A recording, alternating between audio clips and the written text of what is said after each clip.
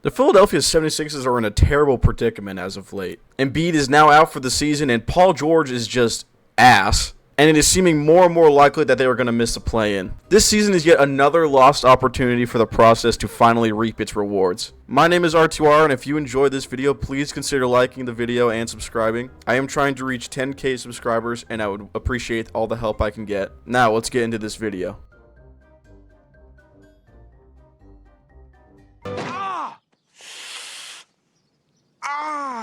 Not to be one of those guys, but if I was Embiid, I'd deadass just retire at this point. I truly don't think the NBA grind is worth it for Embiid anymore if the injury risk will always be this significant. Sure, he'll have to retire without a ring, but at the end of the day, the amount of money he's made from the NBA should, keep him happy. If I was him, I would try to, if the option was there, transfer into an ambassador role of sorts for the NBA in Africa. If you didn't know, he's from Cameroon. It isn't entirely sure what Embiid's future is in the NBA. He could still come back after this injury, obviously. But his knees are so bad, they are considering giving Embiid a hip realignment surgery just to fix his knees. And that goes back to my point. If I was Embiid, it really wouldn't be worth it doing all of this body work just to try and play in the NBA again. It genuinely sucks that his body just kept breaking down like this, because if he never had to deal with injuries, he would be competing with Jokic right now for MVPs. If Embiid does somehow come back, I could see him leaving Philadelphia. Maybe not requesting a trade, but just ending up on a different win-now team. Philly has a good young core developing with Maxey and McCain, if he comes back well from his injury, of course. I honestly can't see Embiid playing more than another 3 years, though, so it's got to be like a really win-now team that will trade for him. Or it'll be another win-now team that thinks they're still in a win-now team, like my Warriors, that are going to trade for Embiid. Oh no!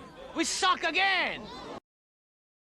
If it didn't end a couple years ago, I think this would finally mark the end of the process era of Philly basketball. This offseason is definitely going to be a turbulent one for the 76ers, because I'm imagining one of the two older stars on the team is going to be gone. They will most likely, in my opinion of course, find a team that will take on Paul George's contract. I think he's the more likely player to get traded. Or they could trade Embiid and just end the whole process. There could be a world where both those guys get traded and they let the 76ers become Maxey's team, if it isn't already. I wouldn't be surprised if the team takes on some bad contracts to get rid of Paul George and sucks for the next 2 years. They do still have a lot of their own first-round picks for the next 5 drafts, so they'll be okay.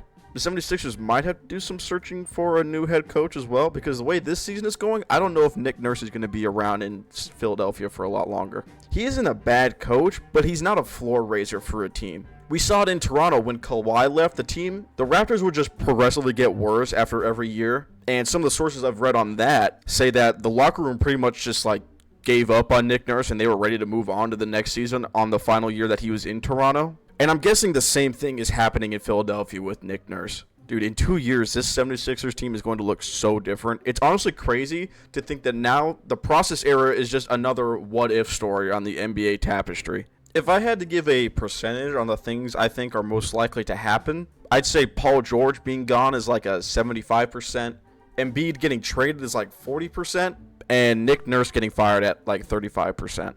Peter, what are you doing? Crack? What the fuck?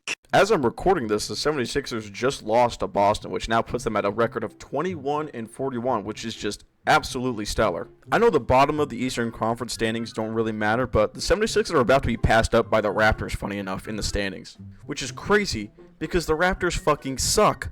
That's actually so ironic that Nick Nurse's old team is about to pass up the team he now coaches. Thank you for watching this video. If you enjoyed, please leave a like and subscribe. I would greatly appreciate it. I will be trying to stream on Twitch soon, so I'll leave that link down below. And as always, thank you for watching.